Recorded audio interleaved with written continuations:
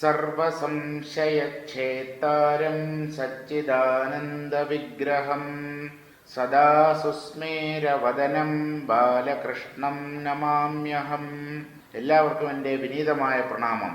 ജീവൻ തൻ്റെ 14 ഇന്ദ്രിയങ്ങളെ വിനിയോഗിച്ച് ജാഗ്രത അവസ്ഥയിൽ ബാഹ്യ വിഷയങ്ങളെ അനുഭവിക്കുമ്പോഴും മനസ്തലത്തിൽ സുഖം അഥവാ ദുഃഖം, ഈ 2 ഭാവങ്ങളിൽ ഏതെങ്കിലും ഒരെണ്ണമേ അനുഭവപ്പെടുന്നുള്ളൂ.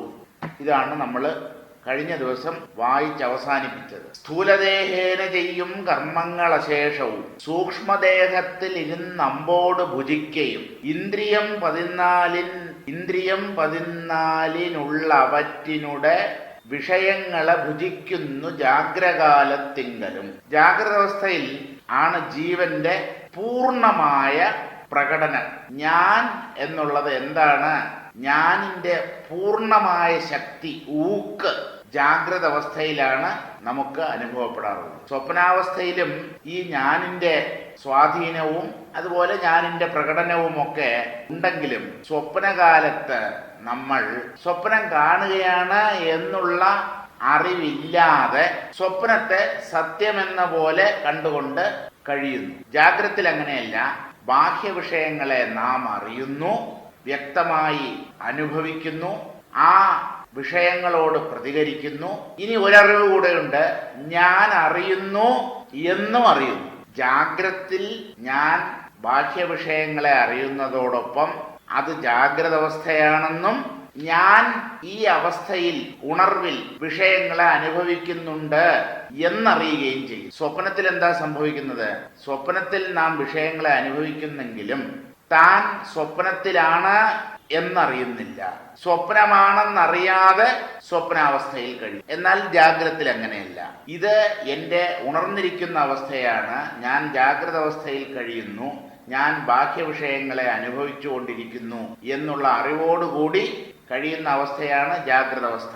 ഈ ജാഗ്രത അവസ്ഥയിലാണ് തത്വവിചാരത്തിനുള്ള സ്വാതന്ത്ര്യം പരമാവധി ഉണ്ടായിരിക്കുക. അതുകൊണ്ട് ജാഗ്രതത്തിന് വലിയ പ്രാധാന്യമാണുള്ളത്. സുഷുപ്തിയിൽ ഈ 14 ഇന്ദ്രിയങ്ങളും ലയിച്ചു കിടക്കുന്നത് കൊണ്ട്. ഏത് 14 ഇന്ദ്രിയങ്ങൾ? പഞ്ചകർമ്മേന്ദ്രിയങ്ങൾ, പഞ്ചജ്ഞാനേന്ദ്രിയങ്ങൾ, മനസ്സ്, ബുദ്ധി, ചിത്തം, അഹങ്കാരം. ഈ 14 സുഷുപ്തിയിൽ ലയിച്ചു പോയത് കൊണ്ട് അവിടെ വിശേഷിച്ച് ഒരു ദൃശ്യവുമില്ല, ശബ്ദവുമില്ല, സ്പർശവുമില്ല, ഗന്ധവുമില്ല, രൂപവുമില്ല. അപ്പൊ ജാഗ്രതത്തിന് വലിയ പ്രാധാന്യമാണുള്ളത്. ആ ജാഗ്രത അവസ്ഥയെ നാം പാഴാക്കി കളയരുത്. ഇനി എന്തു പറയുന്നു എന്ന് നോക്കാം. ഇങ്ങനെ കർമ്മഫലാപേക്ഷയാ ശരീരിണാം കർമ്മകർത്താവായി ഭോക്താവായി ഭവിച്ചിയങ്ങുന്ന കാരണം ജീവനെന്നു ചൊല്ലുന്നു മൂഢചിത്തന്മാരായുള്ളവർക്കെന്നും ജീവനെന്നറിയടോ. ഇങ്ങനെ കർമ്മഫലാപേക്ഷയാ ശരീരിണാം കർമ്മകർത്താവായി ഭോക്താവായി ഭവിച്ച് ഇയങ്ങുന്ന കാരണം ജീവനെന്ന് ചൊല്ലുന്നു മൂഢചിത്തന്മാരായുള്ളവർക്ക് എന്നും ജീവൻ എന്നറിയടോ.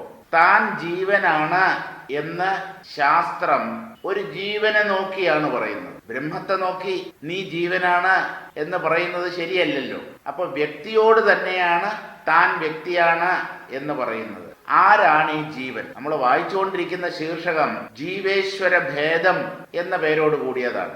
ജീവനാണ് കർമ്മഫലത്തിൽ ആസക്തി. ഒരു കർമ്മം ചെയ്യുന്നത് തന്നെ അതിന്റെ ഫലത്തിന് വേണ്ടിയാണ്. ഈ കർമ്മഫലത്തിൽ അപേക്ഷയുള്ളത് കൊണ്ട് ആസക്തി, അല്ലെങ്കിൽ ആ ഫലം തനിക്ക് കിട്ടണം എന്നുള്ള ആശയുള്ളത് കൊണ്ട്, ആശയല്ല, അതിശക്തമായ തീരുമാനം, തീവ്രമായ അഭിലാഷം. ശരീരിണാം, ശരീരികൾക്ക്, ശരീരി എന്ന് പറഞ്ഞാൽ ജീവൻ എന്നർത്ഥം. ഈ ശരീരികൾക്ക്, ശരീരികളിൽ എന്ന് പറഞ്ഞാൽ ഈ ജീവന്മാരിൽ കർമ്മകർത്താവായി ഈ ജീവൻ എങ്ങനെ കഴിയുന്നു? എന്താണ് ഈ ജീവഭാവം? ഞാൻ പല കർമ്മങ്ങളും ചെയ്യുന്നു, ചെയ്യണം, ചെയ്തു, ചെയ്യും. ഈ ഭാവമാണ് കർത്തൃത്വം എന്ന് പറയുന്നത്. കർമ്മങ്ങളിലാണ് നമുക്ക് കർത്തൃത്വം. ഇങ്ങനെ കർമ്മങ്ങളുടെ കർത്താവായി, കർമ്മങ്ങൾ ചെയ്യുന്നവനായി കർമ്മം ചെയ്യുമ്പോൾ ഞാൻ ചെയ്യുന്നു എന്ന ഭാവത്തോടുകൂടി ചെയ്താൽ അതിന്റെ ഫലം ജീവനെ വന്നണയും. ജീവൻ അത് അനുഭവിച്ചേ പറ്റൂ. ഇതാണ് കർമ്മ നിയമം. നാം സുഖദുഃഖ രൂപത്തിലുള്ള കർമ്മഫലങ്ങൾ അനുഭവിക്കാൻ എന്താണ് കാരണം എന്ന് ചോദിച്ചാൽ, നാം ഓരോ കർമ്മം ചെയ്യുമ്പോഴും ഞാനാണ് ചെയ്യുന്നത് ഈ ഭാവം ഇത് ഉറപ്പിച്ചുകൊണ്ടാണ് ചെയ്യുന്നത്. അതുകൊണ്ട് ആ കർമ്മത്തിന്റെ ഫലം ശുഭമോ അശുഭമോ, നല്ലതോ ചീത്തയോ, സുഖമോ ദുഃഖമോ അനുഭവിക്കാൻ ഈ ജീവൻ നിർബന്ധിതനാകുന്നു. അപ്പൊ കർത്തൃത്വമാണ് ഭോക്തൃത്വത്തിലേക്ക് നയിക്കുന്നത്. കർമ്മകർത്താവായി ഭോക്താവായി ഭവിച്ച് കർത്തൃത്വം കാരണം ഭോക്തൃത്വം ജീവന് വന്നു ചേരുന്നു. അങ്ങനെ കർത്താവായും തുടർന്ന് ഭോക്താവായും മാറി ഇയങ്ങുന്ന, അത് തമിഴ് ഭാഷയിലുള്ള പദമാണ്. ഇയങ്ങുന്ന, മലയാളത്തിൽ അങ്ങനെ ഒരു വാക്കില്ല. തമിഴിൽ ഇയങ്ങുകിன்ற, ഇയങ്കറത് എന്ന് പറഞ്ഞാൽ ചലിക്കുക എന്നാണ്. അപ്പൊ ജീവൻ എപ്പോഴും ചലനാത്മകനാണ്. എന്താണ് ജീവന്റെ ഭാവം? എപ്പോഴും ജീവന്റെ മനസ്സ് എന്ന് പറഞ്ഞാൽ വാസ്തവത്തിൽ അത് ജീവചൈതന്യത്തിന്റെ ഉപാധിയാണ്, അന്തഃകരണമാണ്. അത് സദാ അസ്വസ്ഥമാണ്. കർമ്മം ചെയ്യുന്നതിന് മുമ്പ് എനിക്ക് ഒന്ന് ചെയ്യണം എന്ന് തോന്നും. അപ്പോഴേ മനസ്സ് അസ്വസ്ഥമായി കഴിഞ്ഞു. മനസ്സിലാണല്ലോ സങ്കല്പങ്ങൾ എന്ന് പറഞ്ഞാൽ അസ്വസ്ഥത എന്നർത്ഥം. അപ്പോൾ കർമ്മം തുടങ്ങുന്നതിന് മുൻപ് സങ്കല്പ രൂപത്തിൽ മനസ്സ് ചലിച്ചു തുടങ്ങുന്നു. ആ മനസ്സുമായി താതാത്മ്യപ്പെട്ടിരിക്കുന്ന ജീവനും ആ ചലനം ഉണ്ട് എന്ന് തോന്നുന്നു. ഇനി സങ്കല്പത്തെ തുടർന്ന് കർമ്മങ്ങൾ ഉണ്ടാകുമ്പോൾ, കർമ്മം ബാഹ്യതലത്തിലാണ്, ശരീരത്തിലുള്ള അവയവങ്ങളെ വിനിയോഗിച്ചാണ് കർമ്മം ചെയ്യുന്നത്. അതും ചലനമാണ്. ഈ ചെയ്തു തീർത്തു കഴിഞ്ഞാൽ ഇതിന്റെ ഫലം എന്നാണാവോ കിട്ടുക? നാളെ കിട്ടുമോ, മറ്റന്നാൾ കിട്ടുമോ? ഇങ്ങനെ ഫലത്തെക്കുറിച്ച് തന്നെ ചിന്തിച്ച് കർമ്മം ഒടുങ്ങിയാലും മനസ്സ് അസ്വസ്ഥമായി തന്നെ തുടരും. ചുരുക്കം, ഒരവസ്ഥയിലും ജീവന് സ്വസ്ഥതയില്ല എന്നർത്ഥം. കർമ്മകർത്താവായി ഭോക്താവായി ഭവിച്ച് ഇയങ്ങുന്ന, ചലിച്ചുകൊണ്ടിരിക്കുന്ന കാരണം ചലിച്ചുകൊണ്ടിരിക്കുന്നത് കൊണ്ട് ജീവൻ എന്ന് ചൊല്ലുന്നു. നമുക്കൊക്കെ ജീവൻ എന്ന പേര് മഹാത്മാക്കൾ നൽകിയിരിക്കുന്നു. തത്വദർശികൾ ആണ് ഈ പേര് നൽകിയിട്ടുള്ളത്. ജീവൻ എന്ന് ചൊല്ലുന്നു. മൂഢചിത്തന്മാരായുള്ളവർക്ക്, മൂഢന്മാരോട് ശാസ്ത്രവും ആചാര്യന്മാരും നീ ജീവനാണ് എന്നാണ് പറയുന്നത്. എന്താണ് ജീവൻ അല്ലെങ്കിൽ ജീവാത്മാവ്? നീ തന്നെ. ആരുടെ ഉള്ളിലാണോ ഈ ഞാൻ എന്ന ഭാവം അവശേഷിക്കുന്നത്, ശക്തമായി നിലനിൽക്കുന്നത്, അവരാണ് ജീവന്മാർ. അപ്പൊ ജീവൻ എന്ന് പറയുന്നത് ഈ അഹങ്കാരത്തോടു കൂടി നിൽക്കുന്ന ചൈതന്യത്തെ നോക്കിയാണ്. ശരി, വിവേകികളോട് ഇതേ ശാസ്ത്രവും ആചാര്യന്മാരും എന്ത് പറയുമെന്നറിയാമോ? കുഞ്ഞേ, നീ ജീവനല്ല, തത്വമസി ശ്വേതകേതോ, നീ അതാണെന്ന് പറഞ്ഞാൽ ഏതാണ്? അത് എന്ന വാക്കുകൊണ്ട് സൂചിപ്പിക്കപ്പെടുന്നത് ബ്രഹ്മമാണ് വേദാന്ത ശാസ്ത്രത്തിൽ. ആ ബ്രഹ്മമാണ് കുഞ്ഞെ നീ ഒരു വ്യക്തിയല്ല, കർമ്മങ്ങൾ ചെയ്യാൻ വേണ്ടി വന്നവനല്ല, നീ ഒരു തൊഴിലാളിയല്ല, നീ പ്രപഞ്ചത്തിന്റെ മുതലാളിയാണ്. എംപറർ രാമ എന്നാണ് സ്വാമി രാമതീർത്ഥൻ സ്വയം വിശേഷിപ്പിച്ചിരുന്നത്. ഞാൻ നാഥനാണ്. അങ്ങാടിയിൽ പണിയെടുക്കുന്നത് ചക്രവർത്തിയല്ല, പാവപ്പെട്ടവർ. അന്നത്തെ ആഹാരത്തിന് വഴി തേടിയാണ് തൊഴിലാളികൾ കർമ്മങ്ങൾ ചെയ്യുന്നത്. നമ്മളൊക്കെ തൊഴിലാളികളാണ്. ജീവനക്കാർ എന്ന് പറഞ്ഞാൽ തൊഴിലാളികളാണ്.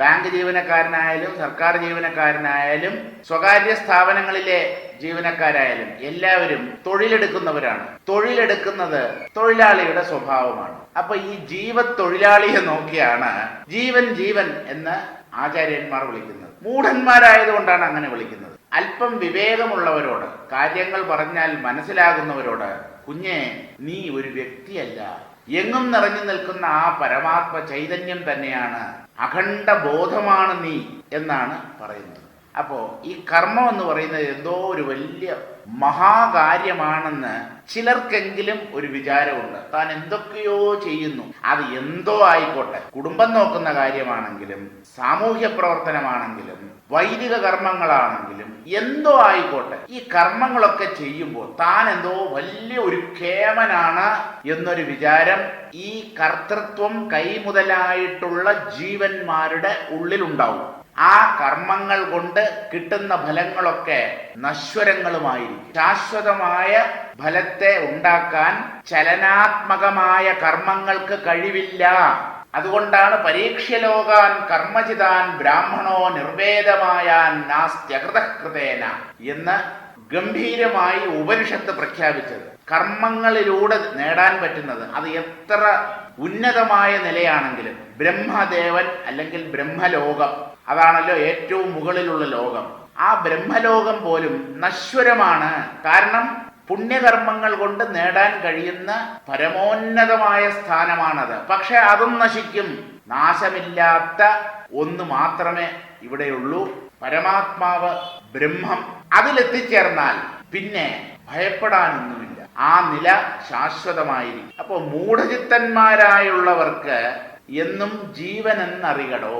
അല്ലയോ പെൺകുട്ടി, ബാലെ, മൂഢന്മാരെ നോക്കിയാണ് ജീവൻ ജീവൻ എന്ന് പറയുന്നത്. നമുക്കൊക്കെ ഈ ജീവഭാവം സഹജമായതുകൊണ്ട്, പ്രകൃത്യ ജന്മനാ തന്നെ ഈ ഞാൻ എന്നുള്ള ഭാവം ഉള്ളതുകൊണ്ട്, കർമ്മം ചെയ്യുന്നത് നമുക്ക് പുത്തരി അല്ലാത്തത് കൊണ്ട്, കോടിക്കണക്കിന് ജന്മങ്ങളിൽ കർമ്മം ചെയ്ത് കർമ്മവാസന സ്വത്തായി തീർന്നവർ നമ്മൾ കൂടെ കൊണ്ടുവരുന്നതാണ് ഈ കർമ്മവാസന. ഓരോ കുഞ്ഞും ജനിച്ചു വീഴുമ്പോഴും കർമ്മവാസന കുട്ടക്കണക്കിന്, വട്ടിക്കണക്കിന്, ടൺ കണക്കിന് കൊണ്ടുവരുന്നു.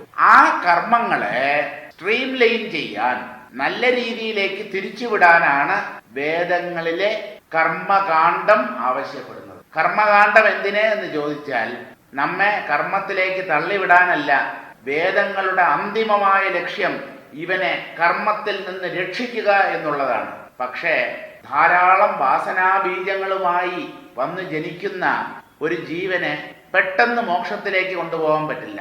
അതുകൊണ്ട് ഇന്നിന്ന കർമ്മങ്ങൾ ചെയ്യൂ, വിശേഷിച്ചും പുണ്യകർമ്മങ്ങൾ. പാപകർമ്മങ്ങൾ ചെയ്യാതിരിക്കൂ. ഈ പുണ്യകർമ്മങ്ങൾ ചെയ്യൂ എന്ന് പറഞ്ഞതിന്റെ അർത്ഥം നിങ്ങൾ കർമ്മം ചെയ്തുകൊണ്ടേയിരിക്കണം എന്നല്ല. പുണ്യകർമ്മങ്ങളിലൂടെ ചിത്തശുദ്ധി നേടി കർമ്മരഹിതമായ നില, അതാണ് മോക്ഷം. ആ മോക്ഷത്തിൽ എത്താൻ വേണ്ടിയാണ്. അതിന് ഉപകരിക്കുന്നത് ജ്ഞാനവുമാണ്. ശുദ്ധമായ ചിത്തത്തിലാണ് ജ്ഞാനം പ്രകാശിക്കുക.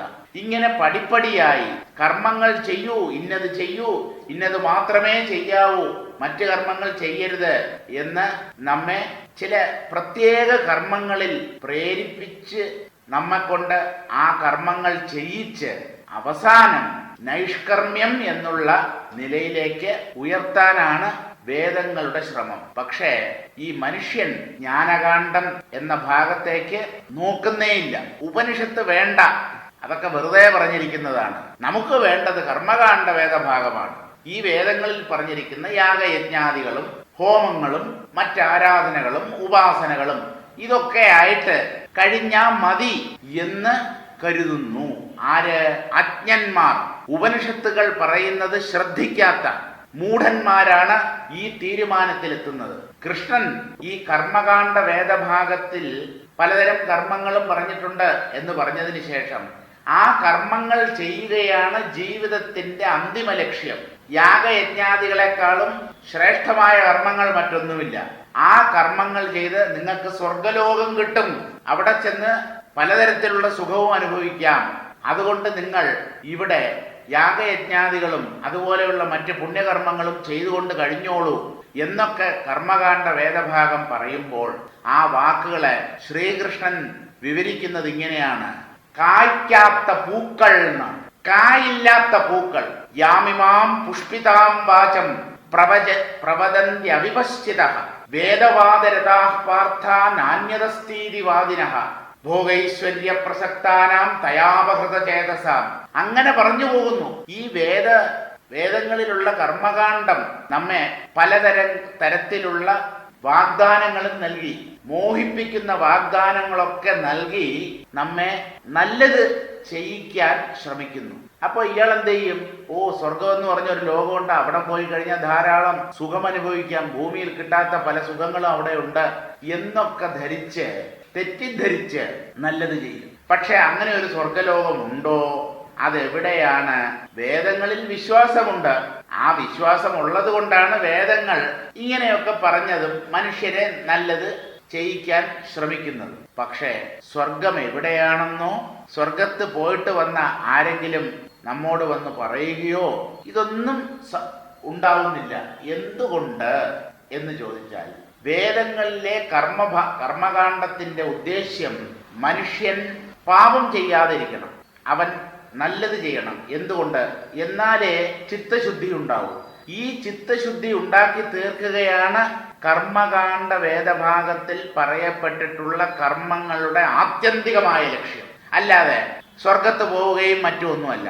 പിന്നെ എന്തിനങ്ങനെയൊക്കെ പറഞ്ഞു എന്ന് ചോദിച്ചാൽ, ഒരൊറ്റ ഉദ്ദേശ്യമേ ഉള്ളൂ, നമ്മൾ ഏത് വിധേനയും സത്കർമ്മങ്ങൾ ചെയ്യുന്നവരാകണം, നമുക്ക് ചിത്തശുദ്ധി ഉണ്ടാവും. അപ്പൊ അതിനെ പുഷ്പിതാം വാചം എന്നാണ് പറയുന്നത്. പൂത്തു നിൽക്കുന്നത് പോലെയുള്ള, അല്ലെങ്കിൽ പൂക്കളെ പോലെയുള്ള വാക്കുകൾ. അതിന്റെ അർത്ഥം പൂക്കളെ പോലെയുള്ള വാക്കുകൾ എന്ന് പറഞ്ഞാൽ കായ്ക്കാത്ത വാക്കുകൾ എന്നാണ് അർത്ഥം. അതായത് ഈ പറഞ്ഞ സ്വർഗമോ സ്വർഗസുഖങ്ങളോ ഒന്നും യഥാർത്ഥത്തിൽ ജീവന് കിട്ടുകയില്ല. അത് ഉദ്ദേശിച്ചല്ല, പക്ഷെ അങ്ങനെ പറഞ്ഞ് ആശ കൊടുത്ത് നല്ലത് ചെയ്യിക്കുകയാണ് ഈ കർമ്മകാണ്ഡത്തിന്റെ ലക്ഷ്യം. അതുകൊണ്ട് ഫലങ്ങളില്ല. അതിന് ഫലമുണ്ട്. അത് ഈ കർമ്മകാണ്ഡത്തിൽ പറയപ്പെട്ടിട്ടുള്ള സ്വർഗാദി ലോകങ്ങളിലെ സുഖാനുഭവങ്ങളല്ല, മറിച്ച് ചിത്തശുദ്ധി എന്ന ആത്യന്തികമായ ഫലമാണ്. പക്ഷേ നിങ്ങൾക്ക് ചിത്തശുദ്ധി കിട്ടും, അതുകൊണ്ട് ഈ കർമ്മങ്ങൾ ചെയ്യൂ എന്ന് പറഞ്ഞാൽ മനുഷ്യൻ ചെയ്യില്ല. കാരണം ആർക്ക് വേണം ഈ ചിത്തശുദ്ധി? അവർക്ക് വേണ്ടത് സുഖഭോഗങ്ങളാണ്. അതുകൊണ്ട് അത് കിട്ടും ഇത് കിട്ടും എന്നൊക്കെ പറഞ്ഞു. വാസ്തവത്തിൽ അതൊന്നുമല്ല. പക്ഷേ ഈ സത്യം മനസ്സിലാക്കാതെ സ്വർഗസുഖത്തെയും അതുപോലെയുള്ള ഊർധ്വലോകങ്ങളിലുള്ള സുഖത്തെയും മാത്രം ലക്ഷ്യം വെച്ച് അവിടെയുള്ള ഭോഗങ്ങളിൽ കണ്ണും നട്ട് കർമ്മം ചെയ്യുന്നവർ കൂരിരുട്ടിലേക്ക് പതിക്കും. കാരണം അങ്ങനെ ഒരു ലോകമില്ല, അവിടെ അങ്ങനെ ഒരു അങ്ങനെയുള്ള ഭോഗങ്ങളുമില്ല. കാരണം മനുഷ്യന്റെ ഉള്ളിൽ ഈ ഭോഗതൃഷ്ണ അവസാനിക്കുന്നില്ല. അങ്ങനെയുള്ള വ്യക്തികളുടെ മനസ്സ് ഒരിക്കലും സമാധിയിൽ പ്രവേശിക്കുകയില്ല. കാരണം ചിത്തശുദ്ധി അവർക്കുണ്ടാവുകയില്ല. അപ്പോ എന്ത് കർമ്മം നാം ചെയ്യുന്നതിന് മുമ്പും എന്തിന് ഈ കർമ്മത്തിന്റെ ഫലം എന്നെ എത്ര കണ്ട് ഉയർത്തും, ആ കർമ്മത്തിന്റെ ഫലം എത്ര കണ്ട് എനിക്ക് ചിത്തശുദ്ധി ഉണ്ടാക്കി തീർക്കും, ഇതൊക്കെ മനസ്സിലാക്കിക്കൊണ്ട് വേണം ചെയ്യാൻ. അല്ലാതെ ഭോഗങ്ങളിൽ സുഖങ്ങളിൽ തത്പരരായി കർമ്മം ചെയ്യരുത്. അപ്പൊ ജീവനെ നോക്കിയാണ് എന്ന് പറഞ്ഞാൽ മൂഢചിത്തരായ ജീവനെ നോക്കിയാണ് നീ ജീവനാണ് എന്ന് പറയുന്നത്. ഈ ജീവന്മാരുടെ പ്രധാന സ്വഭാവം എന്താണെന്ന് ചോദിച്ചാൽ അഹന്തയും മമതയും. ഇങ്ങനെ രണ്ടെണ്ണമേ ഉള്ളൂ. ഞാൻ എന്ന ഭാവം, ഞാൻ കേമനാണ്, എന്നെ എല്ലാവരും ആദരിക്കണം, ബഹുമാനിക്കണം, ഞാൻ മറ്റുള്ളവരെക്കാളും ശ്രേഷ്ഠനാണ്, ഇങ്ങനെ ഒരു അഹങ്കാരം. അതാണ് ജീവന്റെ ഒരു പ്രകടനം. പിന്നെയുള്ള പ്രകടനം എന്റേത് അല്ല, എന്റേതാണ്, ഞാനും എന്റേത്. അപ്പൊ ഏതിലൊക്കെയാണ് മനുഷ്യർക്ക് അല്ലെങ്കിൽ മൂഢരായ ജീവന്മാർക്ക് മമതയുള്ളത്? എന്റേത് എന്ന ഭാവം ഏതൊക്കെ വസ്തുക്കളിൽ വെച്ചു പുലർത്തുന്നു എന്ന് ചോദിച്ചാൽ സർവ്വതിലുമുണ്ട്. നോക്കൂ, പ്രാണങ്കൽ സുഷുപ്തിയിൽ, ബുദ്ധിയിൽ ചക്ഷുസിങ്കൽ, കായത്തിൽ ഗൃഹക്ഷേത്ര വസ്തുവെന്നവറ്റിങ്കൽ, ഭാവങ്ങൾ ഭവിക്കുന്നു ഞാനെന്നു ജീവനപ്പോൾ, ഭാവസംബന്ധങ്ങളാം സംസാരം ഭവിക്കുന്നു. എല്ലാറ്റിലും മനുഷ്യർക്ക് എൻ്റെ എന്ന ഭാവമുണ്ട്. പ്രാണങ്കൽ എന്ന് പറഞ്ഞാൽ പ്രാണനിൽ, എൻ്റെ പ്രാണൻ. സുഷുപ്തിയിൽ, ഉറക്കത്തിൽ പോലും നമുക്ക് മമതയുണ്ട്. എനിക്ക് സുഖമായി ഉറങ്ങണം, എൻ്റെ ഉറക്കം നേരെയാവണം, ഞാൻ സുഖമായി ഉറങ്ങി. ഇതൊക്കെ നമ്മുടെ അനുഭവമാണല്ലോ. ഈ സുഷുപ്തിയിലും മമതയുണ്ട്. ബുദ്ധിയിൽ, എൻ്റെ ബുദ്ധി, ഞാൻ മറ്റുള്ളവരെക്കാളും ബുദ്ധിമാനാണ്.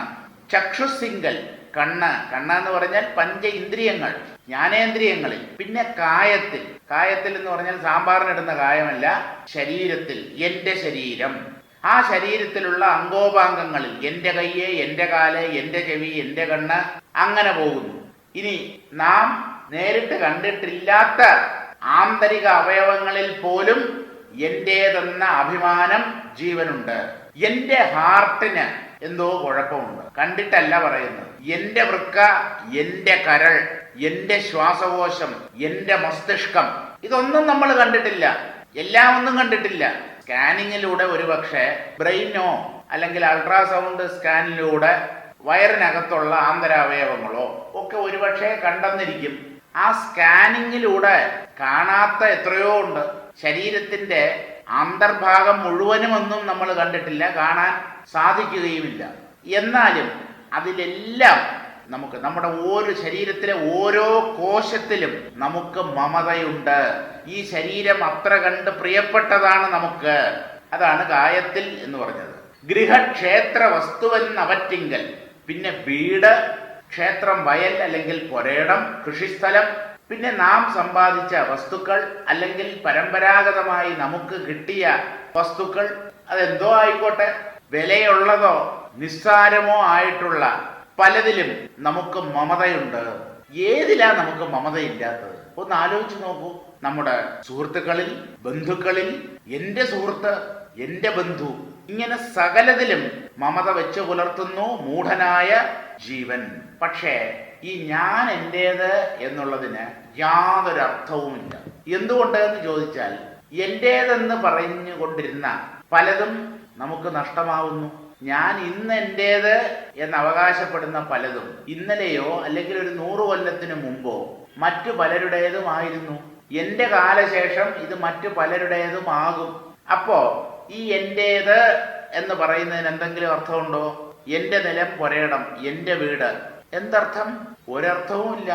അപ്പൊ ഇതൊക്കെ മനസ്ഥലത്തിൽ മാത്രമാണ്, കേവലം ഭാവനയിൽ മാത്രമാണ് ഈ എൻ്റേത് എന്നുള്ളതിന് പ്രാധാന്യം. അല്ലാതെ ഇവിടെ ഒന്നും ആരുടേതുമല്ല. ഈശാവാസ്യം ഇദം സർവം. ജഗതീശ്വരന്റെയാണ് ഈ പ്രപഞ്ചം. കാരണം അദ്ദേഹമാണ് സൃഷ്ടികർത്താവ്. അദ്ദേഹം സൃഷ്ടിച്ചതിന്റെ ഉടമ അദ്ദേഹം തന്നെയായിരിക്കും. നമ്മൾ വെറുതെ അതിഥികളെ പോലെ വന്നു പോകുന്നവരാണ്. അങ്ങനെ കുറച്ചു കാലം ഒരു ഇടത്താവളമായി അംഗീകരിച്ച ഈ ഭൂമിയിൽ ഒന്നിനെ എൻ്റേത് എന്ന് പറയുന്നതിൽ എന്തർത്ഥം? അപ്പൊ ഇതൊക്കെ ഭാവങ്ങളാണ്, സങ്കല്പങ്ങളാണ്. ഭാവങ്ങൾ ഭവിക്കുന്നു ഞാൻ എന്ന ജീവനപ്പോൾ ഭാവസംബന്ധങ്ങളാം സംസാരം ഭവിക്കുന്നു. അപ്പോൾ ഭാവത്തിലാണ്, ഭാവവുമായി ബന്ധപ്പെട്ടതാണ് ഈ ഞാനും ശരി, എൻ്റേതും ശരി. ജാഗ്രത്തിലും സ്വപ്നത്തിലും മാത്രമല്ലേ ഞാൻ എന്ന ഭാവമുള്ളൂ, ആ അഹങ്കാരം. സുഷുപ്തിയിൽ ഈ അഹങ്കാരം എവിടെ പോയി? സ്വയം മറന്ന് ഉറങ്ങുന്നവരാണല്ലോ നമ്മൾ. എന്റെ ഞാനിന് സുഷുപ്തിയിൽ എന്ത് സംഭവിക്കുന്നു? അത് ലയിച്ചു. ലയിക്കുന്നതൊക്കെ, അവ്യക്തമായി തീരുന്നതൊക്കെ സത്യമല്ല. അപ്പൊ ഈ ജീവഭാവം വെറും കള്ളമാണ്. ബ്രഹ്മത്തിൽ ആരോപിക്കപ്പെട്ട വെറും മിഥ്യയാണ് ഈ അഹങ്കാരവും ആ അഹങ്കാരത്തിന് തോന്നുന്ന മമതയും. ഇങ്ങനെ അഹന്താ മമതകളാണ് ജീവന് സംസാരത്തെ ഉണ്ടാക്കുന്നത്. ജനന മരണ രൂപമായ സംസാരത്തിന് കാരണം അഹന്താ മമതകൾ. ആ രണ്ടിലും തന്നെ അഹങ്കാരമുള്ളത് കൊണ്ടാണ് മമത സംഭവിക്കുന്നത്. ഞാനെന്ന ഭാവത്തെ തുടർന്നാണല്ലോ എൻ്റേത് എന്ന് തോന്നുന്നത്. എൻ്റേത് എന്ന് പറയുമ്പോൾ അതിനു മുമ്പ് ഞാൻ എന്ന ഭാവം ഉണ്ടാവണം. അന്തിമമായി നോക്കിയാൽ ഞാനെന്ന ഭാവം അതാണ് എല്ലാറ്റിൻ്റെയും സകല ദുഃഖങ്ങളുടെയും മൂലം. അതുകൊണ്ടാണ് തുഞ്ചത്താചാര്യൻ പ്രാർത്ഥിക്കുന്നത്. ഇതേ തുഞ്ചത്താചാര്യൻ ഞാനെന്ന ഭാവമതു തോന്നായിക വേണമിഹ, തോന്നുന്നതാകിൽ അഖിലം ഞാനെന്നുറയ്ക്കുമളവ് ആനന്ദമെന്തു ഹരിനാരായണായ നമഃ. ഞാനെന്ന ഭാവം തോന്നാതിരിക്കണമേ, ഇതാണ് പ്രാർത്ഥന. അഹങ്കാരനാശം. ദിനം പ്രതി ഈ അഹങ്കാരം കുറഞ്ഞു കുറഞ്ഞു വരുന്നുണ്ടോ എന്ന് ഓരോ വ്യക്തിയും ആത്മപരിശോധന ചെയ്യണം. അഹങ്കാരം കുറഞ്ഞു വരുന്നതിന്റെ ലക്ഷണം എന്താണ് എന്ന് ചോദിച്ചാൽ, മനസ്സ് ശാന്തമായിത്തീരും. ആരോടും ഒരു പരാതിയുമില്ല. ആരെയും പുച്ഛിക്കാനോ തെറി പറയാനോ മോശക്കാരനാക്കാനോ ഉള്ള ശ്രമം നമ്മുടെ ഭാഗത്തു നിന്നുണ്ടാവില്ല.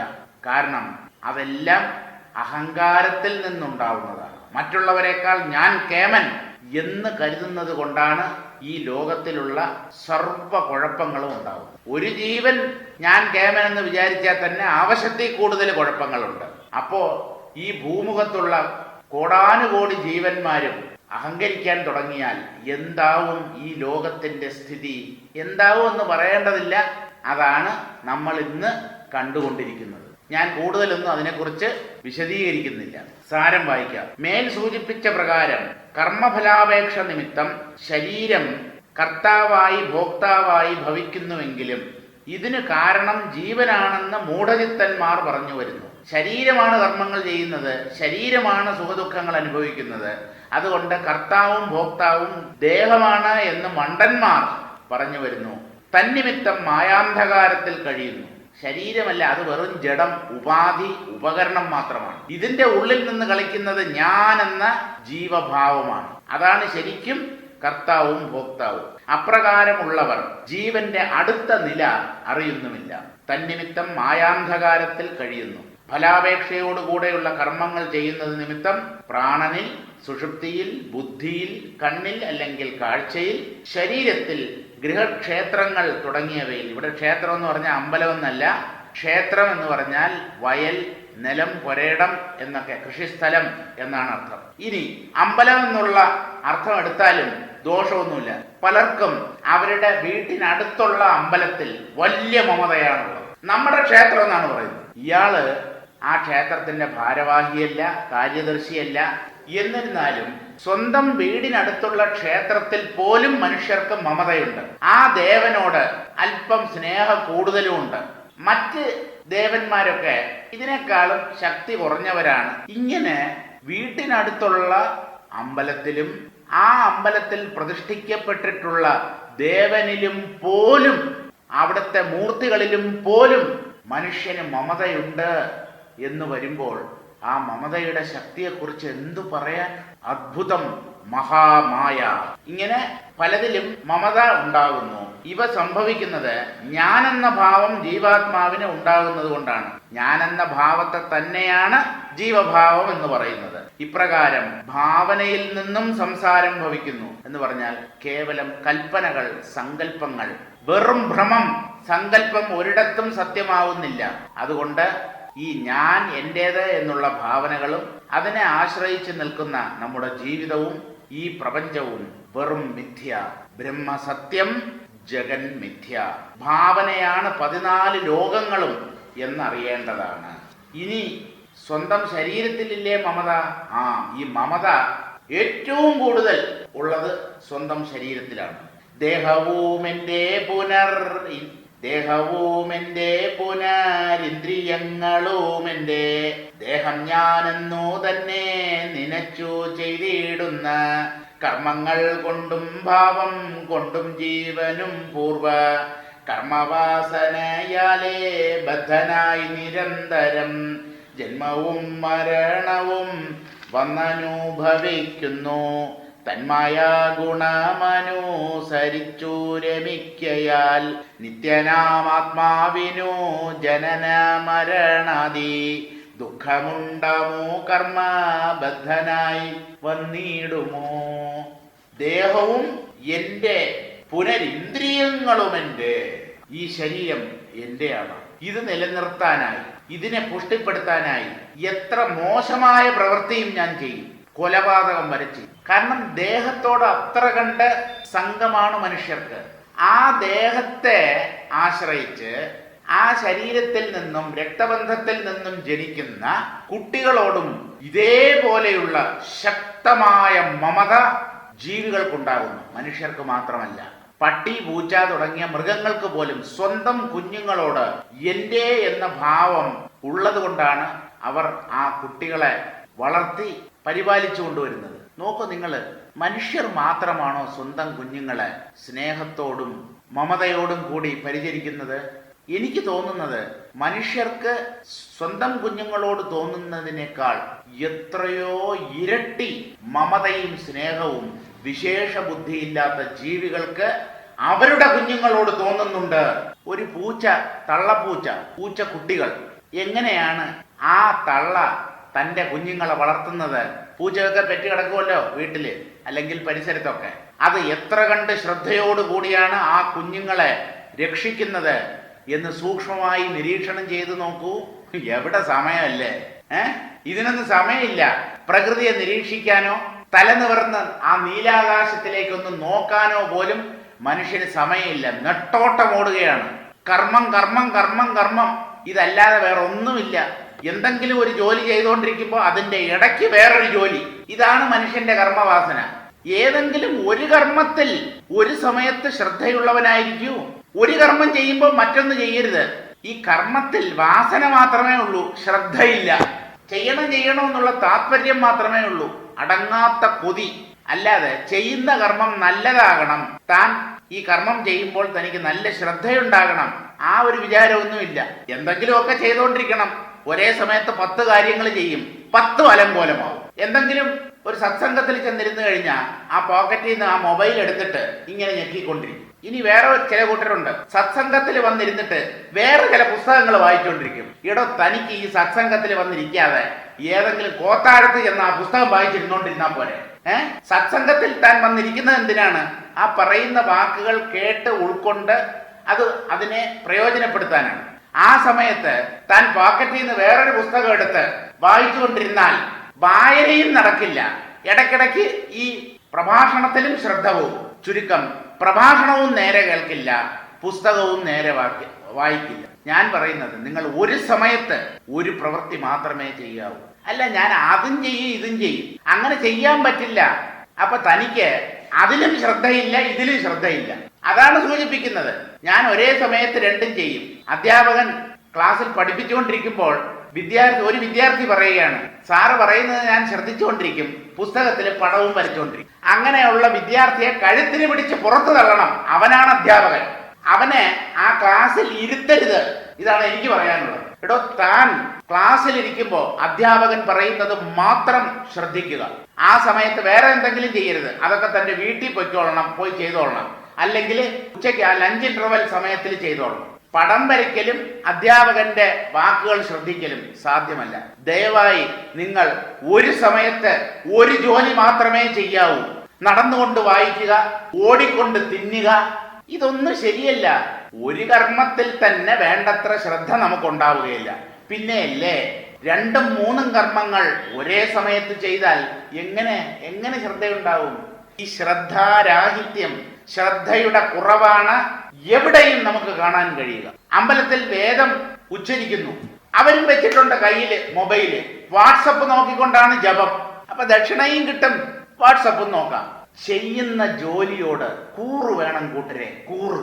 ഈ കൂറെന്ന് പറഞ്ഞാൽ വേറൊന്നുമല്ല, ശ്രദ്ധ തന്നെയാണ്. ചെയ്യുന്ന കർമ്മം നല്ലതാവണം, മംഗളമാവണം. ആർക്കാനും വേണ്ടി ഓക്കാനിച്ചിട്ട് കാര്യമില്ല. ഒരു സമയത്ത് ഒരു ജോലി മാത്രം ചെയ്യുക. അല്ല, എനിക്ക് പല ജോലിയുണ്ട്, ഒരു സമയത്ത് ഒരെണ്ണം ചെയ്യുക, ചെയ്ത് തീർത്തിട്ട് അടുത്തതിലേക്ക് പോവുക. അപ്പോ ദേഹവും എന്റെ പുനരിന്ദ്രിയങ്ങളും എന്റെ ദേഹം ഞാനെന്ന് തന്നെ നനച്ച് ചെയ്തിടുന്ന കർമ്മങ്ങൾ കൊണ്ടും ഭാവം കൊണ്ടും ജീവനും പൂർവകർമ്മവാസനയാലെ ബദ്ധനായി നിരന്തരം. ദേഹമെന്റെ, പിന്നെ ഇന്ദ്രിയങ്ങളെന്റെ.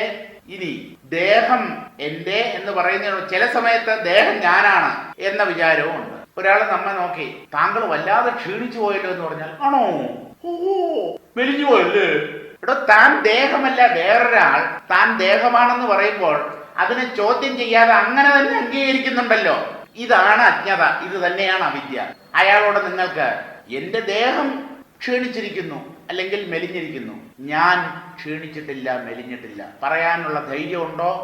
ഉണ്ടെങ്കിൽ നിങ്ങൾ വിവേകി. അയാൾ പറയുന്നതിനെ അതുപോലെ അനുസരിച്ച് കേട്ട് തലകുലുക്കി, അങ്ങനെ തന്നെ നിങ്ങൾ പറയുന്നത്. ഞാനും പലരും പറയുന്നു കേട്ടോ, ഞാൻ ഒരുപാട് ക്ഷീണിച്ചു പോയെന്ന്.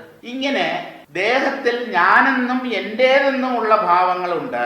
ഇങ്ങനെ വിചാരിച്ചുകൊണ്ട് ചെയ്യുന്ന കർമ്മങ്ങളാലും അതുമായി ബന്ധപ്പെട്ട ഭാവനകളാലും ഈ ജീവൻ പൂർവകർമ്മവാസനയാലേ ബദ്ധനായി. ഇതൊക്കെ ജീവന് ശരിയാണ് എന്ന് എന്തുകൊണ്ട് തോന്നുന്നു എന്ന് ചോദിച്ചാൽ, കർമ്മവാസനയുള്ളിലുണ്ട്. താൻ ദേഹമാണ് എന്ന് അനേകം ജന്മങ്ങളിൽ ഉറപ്പിച്ചു വന്നിരിക്കുന്നത് കൊണ്ടാണ് ഇതൊക്കെ ഒരാൾ പറയുമ്പോൾ പെട്ടെന്ന് ശരിയാണ്, ഞാൻ ദേഹമാണ് എന്നൊക്കെ തോന്നുന്നത്. ഈ ദേഹത്തിൽ ഞാൻ എന്ന ബുദ്ധി തന്നെയാണ് ബന്ധം. ദേഹം മിഥ്യയാണെന്ന് അറിഞ്ഞതിന് ശേഷമാണ് പ്രപഞ്ചം മിഥ്യയാണെന്ന് അറിയുക. നല്ലതുപോലെ നിങ്ങൾ മനസ്സിലാക്കും. പ്രപഞ്ചം മിഥ്യയാണ് എന്നല്ല ആദ്യം അറിയുക. സ്വന്തം ശരീരം മിഥ്യ, എനിക്ക് ദേഹമില്ല എന്നറിഞ്ഞതിന് ശേഷമാണ് പ്രപഞ്ചം ഭ്രമമാണ്, മായയാണ് എന്ന് പറയേണ്ടത്. അങ്ങനെയാണ് ജ്ഞാനികൾ ഇന്നേ വരെ പറഞ്ഞിട്ടുള്ളത്. അല്ലാതെ പുറമേ ഉള്ളതിനെ മിഥ്യ എന്ന് മനസ്സിലാക്കിയിട്ടല്ല സ്വന്തം ശരീരത്തിലേക്ക് വരിക. ഇങ്ങനെ ബദ്ധനായി കഴിയുന്നു ഓരോ ജീവനും. ജന്മവും മരണവും വന്ന് അനുഭവിക്കുന്നു. കർമ്മഫലം കാരണം ജനന മരണങ്ങൾ സംഭവിക്കുന്നു. കാരണം ശരീരം ജനിക്കും, ശരീരമാണ് മരിക്കുന്നത്. ശരീരം എന്തിനുണ്ടാവുന്നു? കർമ്മഫലങ്ങൾ അനുഭവിക്കാൻ. കർമ്മഫലങ്ങൾ എന്തുകൊണ്ട് അനുഭവിക്കേണ്ടി വരുന്നു? ഞാൻ ചെയ്യുന്നു എന്ന ഭാവത്തോടു കൂടി ചെയ്യുന്നത് കൊണ്ട്. അപ്പൊ ആ ഞാൻ എന്ന ഭാവം ഉള്ളിൽ നിന്ന് നീങ്ങിയാൽ കർമ്മമുക്തിയായി. തൻ മായാഗുണമനുസരിച്ച് രമിക്കയാൽ ഈ മായാഗുണങ്ങളിൽപ്പെട്ട് മനുഷ്യർ മോഹിതരായിത്തീരുന്നു. അങ്ങനെ രമിക്കുന്നത് കൊണ്ട് ആണ് എന്ത് സംഭവിക്കുന്നത്? ജനന മരണങ്ങൾ സംഭവിക്കുന്നത്. സംസാരം വിട്ടുമാറാതെ തുടർന്ന് നിലനിൽക്കുന്നത്. നിത്യനാം ആത്മാവിന് ജനന മരണാദി ദുഃഖമുണ്ടാമോ? കർമ്മബദ്ധനായി വന്നിടുമോ? നിത്യനായ ആ പരമാത്മാവിന് ജനന മരണ ദുഃഖങ്ങൾ ഉണ്ടോ എന്ന് പറഞ്ഞാൽ ഇല്ല എന്ന് പറയുന്നതിന് പകരമാണ് ഈ ചോദ്യം ചോദിക്കുന്നത്. അദ്ദേഹത്തിനുണ്ടോ ദുഃഖം? അദ്ദേഹം കർമ്മബദ്ധനായിരിക്കുമോ? കർമ്മബദ്ധനാണോ അദ്ദേഹം? ഇല്ല എന്ന് പറയുന്നതിന് പകരം അങ്ങനെ പറയുന്നു. അദ്ദേഹം സർവേശ്വരൻ, ജഗതീശ്വരൻ, കർമ്മബദ്ധനല്ല. അദ്ദേഹത്തിന് ജനന മരണ ദുഃഖങ്ങളും ഇല്ല. സാരം വായിക്കാം. ദേഹം എന്റേത്, ഇന്ദ്രിയങ്ങളും എന്റേത്, ദേഹം ഞാനാണ് എന്നെല്ലാം സങ്കല്പിച്ച് ചെയ്യുന്ന കർമ്മങ്ങൾ കൊണ്ടും ഭാവന കൊണ്ടും ജീവാത്മാവിന് പൂർവജന്മത്തിലെ കർമ്മഫലം നിമിത്തം സദാസമയവും ജനന മരണങ്ങൾക്ക് ബദ്ധനായി കഴിയേണ്ടതായി വരുന്നു. അതെപ്രകാരമെന്നാൽ ജീവൻ മായാഗുണങ്ങളെ അനുസരിച്ച് രമിക്കുന്നത് കൊണ്ടാണ്. ഇപ്രകാരം വർത്തിക്കുന്നതിനാൽ നിത്യനായ ആത്മാവിന് ജനനമരണാദി ദുഃഖമുണ്ടാകുമോ? കർമ്മബദ്ധനായി വരുമോ? ജീവൻ ഈ സത്വരജസ്തമോ ഗുണങ്ങളിൽ മോഹിച്ച് ഭ്രമിക്കുന്നത് എങ്ങനെയോ അതുപോലെ തന്നെയാണ് കർമ്മം സത്യമാണെന്നും കർമ്മഫലങ്ങൾ തനിക്ക് വേണമെന്നും അതിനായി തനിക്ക് പലതും ചെയ്തു തീർക്കേണ്ടതായിട്ടുണ്ട് എന്നുമൊക്കെ കരുതുന്നത്. ഈ കർമ്മവുമായിട്ടുള്ള ബന്ധം തന്നെയാണ് ബന്ധം. കർമ്മത്തിൽ നിന്നുള്ള വിടുതലാണ് മോക്ഷം. ഇനി ആ പരമാത്മാവ് എങ്ങനെയുള്ളവനാണ്? നിഷ്ക്രിയൻ, നിഷ്കാരണൻ, നിർഗുണൻ, നിരാമയൻ. ഇപ്രകാരേണ നാമം ചൊല്ലുവാനെന്തു മൂലം ഏവം ചിന്തയിലറിയാതെ ചക്രത്തെ പോലെ മേവിടും സംസാരികൾക്കേതൊരു കാലത്തിലും ജീവനെന്നുള്ള ബദ്ധ ഭാവവും പോകയില്ല. സർവകാലവും കർമ്മ ബദ്ധനായി വന്നുകൂടും. തന്നെത്താൻ അറിയണം എന്നു ചൊല്ലിടുന്നതു തന്നെ സത്യമെന്നോർത്തു കണ്ടാലും പരമാർത്ഥം. അവസാനം താൻ തന്നെ അറിയണം. തന്നെ കുറിച്ചുള്ള അറിവാണ് ഈ ആത്മജ്ഞാനം. ബ്രഹ്മത്തെ കുറിച്ചുള്ള അറിവല്ലേ? താൻ ബ്രഹ്മമാണ് എന്നുള്ള സത്യം അറിയുന്നത് തന്നെയാണ് ജ്ഞാനം, അല്ലെങ്കിൽ ആത്മജ്ഞാനം, അതുമല്ലെങ്കിൽ ബ്രഹ്മജ്ഞാനം. തന്നെ അറിയുക, ബ്രഹ്മത്തെ അറിയുക, താൻ തന്നെ ആ ബ്രഹ്മമായിരിക്കുന്നു എന്നറിയുക. ഈ ഈശ്വരൻ അല്ലെങ്കിൽ ബ്രഹ്മം നിഷ്ക്രിയനാണ്. കർമ്മങ്ങളുമായി ഒരു ബന്ധവും ഇല്ലാത്തവനാണ്. കർമ്മങ്ങൾ ചെയ്ത് അദ്ദേഹത്തെ പ്രാപിക്കാനും സാധ്യമല്ല. നിഷ്കാരണൻ, ഒരു കാരണവുമില്ല. അദ്ദേഹം ഉണ്ടായവനല്ല, എന്നും ഉള്ളവനാണ്. അദ്ദേഹത്തിൽ നിന്ന് യഥാർത്ഥത്തിൽ ഒന്നും ഉണ്ടാവുകയുമില്ല. എന്നും അദ്ദേഹം ഏകനായിരിക്കും. ബ്രഹ്മം മാത്രമേ എക്കാലത്തും ഇവിടെ ഉള്ളൂ. മറ്റുള്ളതൊക്കെ വെറും തോന്നൽ, ഭ്രമം. നിർഗുണൻ, അദ്ദേഹത്തിന്റെ ശക്തിയാണ് ഈ മായാശക്തി. പക്ഷേ ആ മായാഗുണങ്ങൾ അദ്ദേഹത്തെ ബാധിക്കുന്നില്ല. അദ്ദേഹത്തിന് ഈ മായ കൊണ്ട് ഒരു പൊല്ലാപ്പും സംഭവിക്കുന്നില്ല. അദ്ദേഹം ഗുണരഹിതനാണ്. അതുകൊണ്ടാണ് ശുദ്ധൻ എന്ന് പറയുന്നത്. നിർഗുണൻ, നിരാമയൻ, ഒരു തരത്തിലുള്ള ബാധയും ഏൽക്കാത്തവൻ. ഇപ്രകാരേണ നാമം ചൊല്ലുവാൻ എന്തു മൂലം? എന്തുകൊണ്ടാണ് ഈ പരമാത്മാവിനെ അല്ലെങ്കിൽ ഈശ്വരനെ നിഷ്ക്രിയൻ, നിഷ്കാരണൻ, നിർഗുണൻ, നിരാമയൻ എന്നിങ്ങനെ പേരുകൾ പറഞ്ഞ് വിളിക്കുന്നത്? ആലോചിച്ച് നോക്കണം. ഈ പേരുകൾക്ക് എന്തെങ്കിലും അർത്ഥമുണ്ടോ? ചിന്തിക്കണം. ചുമ്മാതെ എന്തെങ്കിലും പറഞ്ഞു നടന്നിട്ട് കാര്യമില്ല. ഞാൻ എപ്പോഴും പറയാറില്ലേ, നാം ചെയ്യുന്നത് എന്തിനു ചെയ്യുന്നു? നാം സ്തോത്രങ്ങൾ ചൊല്ലുമ്പോൾ ആ സ്തോത്രങ്ങൾക്ക് അർത്ഥമുണ്ടോ? എന്താണത്? അർത്ഥത്തെ കൂടെ നാം മനസ്സിലാക്കാൻ ശ്രമിക്കണം. അല്ലാതെ തത്ത പറയുന്നത് പോലെ തത്തമ്മേ പൂച്ച പൂച്ച എന്ന് പറഞ്ഞതുകൊണ്ട് മനസ്സ് പവിത്രമാവുകയും, മനസ്സ് എന്ന് പറയുന്നത് ഒന്നിന്റെ ഗംഭീരമായ അർത്ഥത്തെ ഉൾക്കൊള്ളുമ്പോഴാണ്. അർത്ഥമറിയാതെ എന്തു ചെയ്താലും എന്തു ചൊല്ലിയാലും അത് അന്ധമായിരിക്കും, കാര്യമായ പ്രയോജനം അതുകൊണ്ട് ലഭിക്കുകയുമില്ല. അപ്പൊ ഈ നാമങ്ങൾ, ഈശ്വരന് നൽകപ്പെട്ടിട്ടുള്ള നാമങ്ങളുടെ അർത്ഥം എന്താണ്? എന്തുകൊണ്ട് ഈശ്വരനെ നിഷ്ക്രിയൻ, നിഷ്കാരണൻ, നിർഗുണൻ എന്നൊക്കെ പറയുന്നു? ഇതൊന്ന് നല്ലതുപോലെ മനസ്സിലാക്കണം. അറിഞ്ഞൂടെങ്കിൽ മറ്റുള്ളവരോട് ചോദിച്ചു മനസ്സിലാക്കണം. അതിന് സമയമില്ലെങ്കിൽ തോന്നുന്നത് ചെയ്തുകൊണ്ട് ജീവിച്ചോണം. എന്ത് ചോദിച്ചാലും സമയമില്ല സമയമില്ല. ബാക്കി സർവ്വതിന് സമയമുണ്ട്, മറ്റെല്ലാ കാര്യങ്ങൾക്കും സമയമുണ്ട്. നല്ലത് ചെയ്യാനോ നല്ലത് മനസ്സിലാക്കാനോ മാത്രം മനുഷ്യന്റെ പക്കൽ സമയമില്ല. സമയം ഇല്ല എന്നല്ല, സമയമായിട്ടില്ല. അവന് മോക്ഷം നേടാനുള്ള സമയമായിട്ടില്ല. സമയമായില്ല പോലും, സമയമായില്ല പോലും, ക്ഷമയന്റെ ഹൃദയത്തിൽ ഒഴിഞ്ഞു തോഴി എന്നൊരു പാട്ടുണ്ടല്ലോ. അതുപോലെ തനിക്ക് സമയമായിട്ടില്ല, നന്നാവാൻ സമയമായിട്ടില്ല, ഈശ്വരനോട് അടുക്കാൻ സമയമായിട്ടില്ല. അതുകൊണ്ടാണ് താൻ സമയമില്ല സമയമില്ല എന്ന് പറഞ്ഞു നടക്കുന്നത്. ഏവം ചിന്തയിൽ അറിയാതെ ചക്രത്തെപ്പോലെ മേവിയിടും സംസാരികൾക്ക് ഏതൊരു കാലത്തിലും ഇങ്ങനെ നല്ലതൊന്നും ചിന്തിക്കാതെ, ശാസ്ത്രാർത്ഥങ്ങൾ മനസ്സിലാക്കാതെ ചക്രത്തെപ്പോലെ തിരിയുന്നു, വട്ടം ചുറ്റുന്നു, ഒരു സ്വസ്ഥതയുമില്ല. ഓട്ടം ഓട്ടം ഓട്ടം. ഒരു സെക്കൻഡ് ഒരിടത്ത് അടങ്ങിയിരിക്കാൻ വയ്യ. അടങ്ങിയിരിക്കാൻ പറഞ്ഞ ആ ഇരുന്ന ഇരിപ്പിൽ തന്നെ വേറെ എന്തെങ്കിലുമൊക്കെ ചെയ്തുകൊണ്ടിരിക്കും. കയ്യോ കാലോ ഒക്കെ ഇങ്ങനെ ചലിപ്പിച്ചുകൊണ്ടിരിക്കും. ഇതാണ് മനുഷ്യന്റെ സ്വഭാവം. ഉള്ളിലുള്ള രജസ്സാണ് പാവം. ഇവൻ എന്ത് ചെയ്യും? ഉള്ളിലുള്ള രജസ് ഇവന്റെ ഉള്ളിൽ പ്രവർത്തിച്ചിട്ട് ഇവനെ ഒരിടത്ത് അടങ്ങിയിരിക്കാൻ പറ്റാതാക്കി തീർക്കും. ആ രജസ്സിനെ കുറ്റം പറഞ്ഞാൽ മതിയല്ലോ, മനുഷ്യരെ കുറ്റം പറഞ്ഞിട്ട് കാര്യമില്ല. പക്ഷേ അങ്ങനെ നമുക്ക് അഴിച്ചുവിടാനും പറ്റില്ല. ഇവൻ ഈ രജസ്സിനെ നിയന്ത്രിക്കണം. സത്വത്തെ ആശ്രയിച്ച് ഈ രജസ്സിൽ നിയന്ത്രണം കൊണ്ടുവരണം. ക്രമേണ രജസ്സിന്റെ സ്വാധീനം കുറഞ്ഞു കുറഞ്ഞ് അവൻ പരമശാന്തിയിലേക്ക് പോകുകയും വേണം. ഇങ്ങനെ ഇതൊന്നും ചിന്തിക്കാതെ ചക്രത്തെപ്പോലെ മേവിടും സംസാരികൾക്ക് ഏതൊരു കാലത്തിലും എന്ന് പറഞ്ഞാൽ ഒരിക്കലും ജീവൻ എന്നുള്ള ബദ്ധഭാവവും പോകയില്ല. താൻ ജീവനാണ് എന്ന വിചാരം ഉള്ളിൽ നിന്ന് നീങ്ങുകയില്ല. അത് തന്നെയാണ് ബന്ധം. കർമ്മബന്ധം എന്ന് പറയുന്നത് അത് തന്നെയാണ്. ഞാൻ എന്ന ഭാവം, ആ ഭാവം ഉള്ളിടത്തോളം കാലം എനിക്ക് പലതും ചെയ്യാനുണ്ടാവും, നേടാനുണ്ടാവും, അനുഭവിക്കാനും ഉണ്ടാവും. ഇതൊക്കെ ഉള്ളത് കൊണ്ട് വീണ്ടും വീണ്ടും ശരീരങ്ങൾ സ്വീകരിച്ച് ജനന മരണങ്ങളിലൂടെ കടന്നു പോകേണ്ടതായി വരും. അപ്പോൾ ഈ ബദ്ധഭാവം പോകുകയില്ല. സർവകാലവും കർമ്മബദ്ധനായി വന്നുകൂടും. എത്ര പ്രാവശ്യം ജനിച്ചു മരിച്ചാലും, എത്ര ശരീരങ്ങളെ പുതിയതായി സ്വീകരിച്ച് പരിത്യജിച്ചാലും കർമ്മബദ്ധനായി തന്നെ തുടരും ആ ജീവൻ. ഒരിക്കലും മോക്ഷത്തിലേക്ക് പോവുകയില്ല. അതുകൊണ്ട് എന്തു വേണം മോക്ഷം നേടാൻ? തന്നെത്താനറിയണം എന്നു ചൊല്ലിടുന്നതോ തന്നെ സത്യം എന്നോർത്തു കണ്ടാലും പരമാർത്ഥം. നോ യുവർ സെൽഫ്, നോ ദൈ സെൽഫ്. നീ നിന്നെ അറിയൂ. തന്നെത്താൻ അറിയണം. താൻ വാസ്തവത്തിൽ ആരാണ്, അല്ലെങ്കിൽ എന്താണ്. ഞാൻ ബ്രഹ്മമാണ് എന്ന് മഹാവാക്യങ്ങൾ പഠിപ്പിക്കുന്നു. അത് കേട്ട് അതിൻ്റെ അർത്ഥം ഉൾക്കൊണ്ട് താൻ ബ്രഹ്മമാണ് എന്നുള്ള അറിവ് നേടണം. അതാണ് തന്നെത്താൻ അറിയുക എന്നതുകൊണ്ട് ഉദ്ദേശിക്കുന്നത്. തന്നെത്താൻ അറിയണമെന്ന് ചൊല്ലിയിടുന്നത് തന്നെ സത്യം.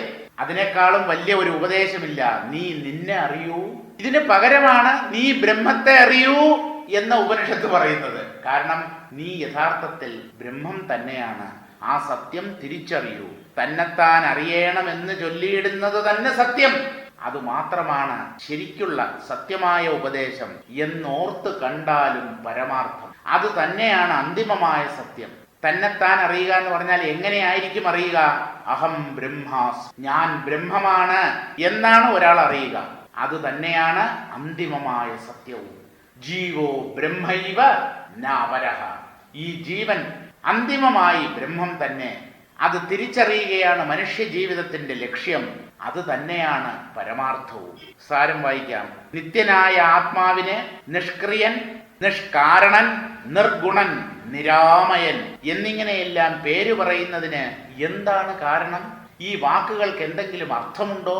എന്തുകൊണ്ട് ഈ പേരുകൾ ഋഷികളാൽ ആ പരമാത്മാവിന് നൽകപ്പെട്ടു? ഇപ്രകാരം ചിന്തിച്ച് സ്വരൂപത്തിൽ അറിയാതെ വണ്ടിച്ചക്രത്തെപ്പോലെ ഉരുണ്ടുകൊണ്ടിരിക്കുന്ന സംസാരികൾക്ക്, വണ്ടിച്ചക്രത്തെ പോലെ തിരിയുന്നതാണ് നമ്മുടെ ജീവിതം. മനസ്സും വണ്ടിച്ചക്രത്തെ പോലെ തന്നെ തിരിയുന്നതാണ്. നമ്മൾ കർമ്മങ്ങൾ ചെയ്യുന്നത് വണ്ടി കാളകളെ പോലെയുമാണ്. എന്താണ്? ഭാരം വഹിക്കുന്നു. അയ്യോ, ശരീരം ഒരു ഭാരം പോരാതെ കുടുംബഭാരം, ഭാര്യയുടെ കാര്യം നോക്കണം, കുട്ടികളുടെ കാര്യം നോക്കണം, ഓഫീസ് കാര്യം നോക്കണം. ഇങ്ങനെ വണ്ടി വലിച്ച് അവശനായി തീരുന്ന വണ്ടിക്കാളയെ പോലെയാണ് ഓരോ മനുഷ്യനും. കർമ്മം ചെയ്ത് ചെയ്ത് ചെയ്ത് നാൾക്ക് നാൾ ക്ഷീണിച്ച് ഈ അനന്തമായ സംസാര പഥത്തിൽ, ഈ സംസാരമാകുന്ന പാതയിൽ തളർന്നു വീണ് മരിച്ചു പോകുന്നത്. വണ്ടിക്കാളകളെ പോലെ ജീവിക്കണോ, ചക്രവർത്തിയെ പോലെ ജീവിക്കണോ? തീരുമാനം നിങ്ങൾക്ക് വിട്ടു തന്നിരിക്കുന്നു. ഭാരം ചുമന്ന് തളർന്ന് താഴെ വീണ് ചത്തുപോവാനാണോ തീരുമാനം? എന്തായാലും ശാസ്ത്രങ്ങൾക്കോ ആചാര്യന്മാർക്കോ ഒരു വിരോധവും ഇല്ല. ഞങ്ങൾക്ക് അതാണ് ഇഷ്ടം. ഭാരം വലിച്ചുകൊണ്ട് എന്ന് പറഞ്ഞാൽ കർമ്മം ചെയ്തുകൊണ്ട് ജീവിച്ച് മരിക്കുന്നതാണ് ഞങ്ങൾക്കിഷ്ടം എന്നാണ് തീരുമാനിക്കുന്നതെങ്കിൽ അത് നിങ്ങളുടെ തലവിധി എന്നേ പറയാൻ പറ്റൂ. അതല്ല, കർമ്മരഹിതമായ നിലയുണ്ട്, അതിൽ ചെന്ന് എത്തുകയാണ് എൻ്റെ ജീവിത ലക്ഷ്യം.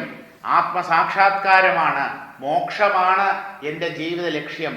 അനശ്വരമായ സ്ഥാനം പ്രാപിക്കുക എന്നുള്ളതാണ് മനുഷ്യജന്മത്തിന്റെ ഉദ്ദേശ്യം എന്നാണ് തീരുമാനിക്കുന്നതെങ്കിൽ വളരെ വളരെ വളരെ നല്ലത്. അങ്ങനെ ഒരു തീരുമാനം നമുക്കേവർക്കും എടുക്കാൻ ആ സർവേശ്വരൻ തന്നെ അനുഗ്രഹിക്കട്ടെ. ഇതൊന്നും നമ്മുടെ കേമത്തമല്ല. അജ്ഞാനികളായ നമുക്ക് ശരിയായ തീരുമാനങ്ങൾ എടുക്കാനുള്ള കഴിവില്ല. ആ സർവേശ്വരൻ തന്നെ അതിനെ കാരുണ്യം ചൊരിഞ്ഞ് അനുഗ്രഹിക്കണം. ഇങ്ങനെ ചിന്തിച്ച് സ്വരൂപത്തിൽ അറിയാതെ വണ്ടിച്ചക്രത്തെ പോലെ ഉരുണ്ടുകൊണ്ടിരിക്കുന്ന സംസാരികൾക്ക് കൽപ്പകാലത്തിലും ജീവന്റെ ബദ്ധഭാവം മാറുകയില്ല. എത്ര പ്രാവശ്യം ജനിച്ചു മരിച്ചാലും, എത്ര കൽപ്പങ്ങൾ കഴിഞ്ഞാലും, യുഗയുഗാന്തരങ്ങൾ കഴിഞ്ഞാലും ഇവന്റെ കർമ്മം ഒടുങ്ങുകയില്ല, കർമ്മവാസന ഒടുങ്ങുകയില്ല. അതുകൊണ്ടാണ് കർമ്മം ഒടുങ്ങുകയില്ല എന്ന് പറഞ്ഞത്. കർമ്മവാസന എന്തുകൊണ്ട് ഒടുങ്ങില്ല? ഞാൻ എന്ന ഭാവം ഉള്ളിൽ അത്ര ശക്തമായിരിക്കുന്നു. ഞാൻ ബ്രഹ്മമാണ് എന്നറിയുന്നില്ല. കർമ്മരഹിതമായ സത്യമാണ് തൻ്റെ യഥാർത്ഥ നില എന്നറിയാത്തത് കൊണ്ട് ഈ ബദ്ധഭാവം നീങ്ങുന്നില്ല. ജീവിതം മുഴുവൻ കർമ്മബദ്ധനായി കഴിയേണ്ടതായി വരികയും ചെയ്യും. അപ്പൊ എന്തു വേണം എന്നുള്ളത് സ്വയം തീരുമാനിക്കുക. ശ്രേയോമാർഗം, പ്രേയോമാർഗം എന്ന് രണ്ട് മാർഗങ്ങളെ കഠോപനിഷത്ത് വ്യക്തമായി നമ്മുടെ മുമ്പിൽ വയ്ക്കുന്നുണ്ട്. ശ്രേയസ് ഏതാണ്? മോക്ഷമാണ് ശ്രേയസ്, ആത്യന്തികമായ നന്മ. പ്രേയോമാർഗം എന്ന് പറയുന്നത് കർമ്മമാർഗമാണ്. ഇതിൽ വിവേകികൾ ശ്രേയോമാർഗത്തെ തിരഞ്ഞെടുക്കുകയും അവിവേകികൾ പ്രേയോമാർഗത്തിലൂടെ മുമ്പോട്ട് പോവുകയും ചെയ്യും. പ്രേയോമാർഗത്തിലൂടെ മുമ്പോട്ട് പോകുന്നവൻ വീണ്ടും വീണ്ടും ജനന മരണങ്ങളിലൂടെ കടന്നു പോകേണ്ടതായി വരും. ശ്രേയോമാർഗത്തെ സ്വീകരിക്കുന്നവൻ ശാശ്വതമായ പരമാത്മപദത്തിലെത്തി പരമാനന്ദം അനുഭവിച്ചുകൊണ്ട് കഴിയുകയും ചെയ്യും. നമുക്ക് ഇന്നത്തേക്ക് ഇവിടെ നിർത്താം. ഈ ശീർഷകം, അതായത് 25ാമത്തെ ശീർഷകമായ ജീവേശ്വര ഭേദം ഇവിടെ അവസാനിക്കുന്നു. അടുത്ത ക്ലാസ്സിൽ 26ാമത്തെ ശീർഷകം വായിക്കാം. അതിന്റെ പേര് ആത്മാവിനെ മറയ്ക്കുന്നു. ആര് മറയ്ക്കുന്നു, എങ്ങനെ മറയ്ക്കുന്നു, എന്തിന് മറയ്ക്കുന്നു തുടങ്ങിയ ചോദ്യങ്ങൾക്ക് ഉത്തരം കണ്ടെത്താൻ ശ്രമിക്കാം. എല്ലാവർക്കും ഒരിക്കൽ കൂടെ നമസ്കാരം.